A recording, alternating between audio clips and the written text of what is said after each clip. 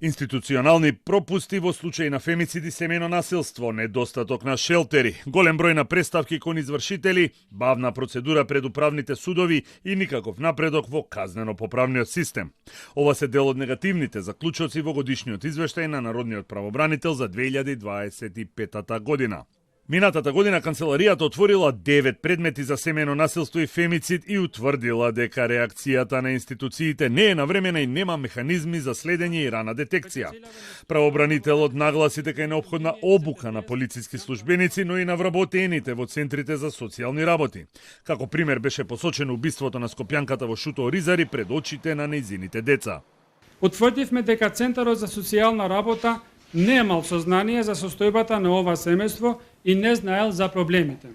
Додека Министерството за внатрешни работи излезе со објаснување дека жртвата не сакала кривична постапка, туку само предупредување за сторителот.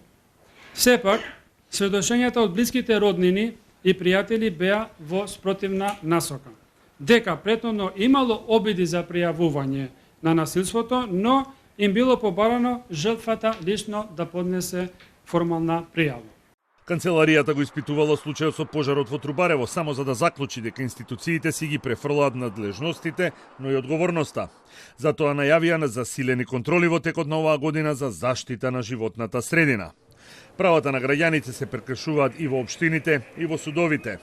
Лице со 100% воен инвалидитет кој живеел во државна барака во Стајковци, а која била уништена во поплавата во 2008 година, веќе 15 години од државата бара сместување за неговото семејство. Државата преку соодветното акционерско друштво го тужи ова лице и води постапка за присилна наплата на закупнината, иако нито живеел, нито ја користел таа времена монтажна барака.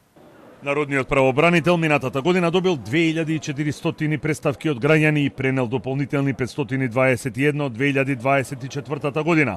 Најголем број од новите преставки, вкупно 307, се за повреди на права во правосудниот систем. Потоа следуваат прекршување на потрошувачките права, работните односи со 219 преставки и прекршување на детските права, за што се заведени 198 преставки во 2025 година.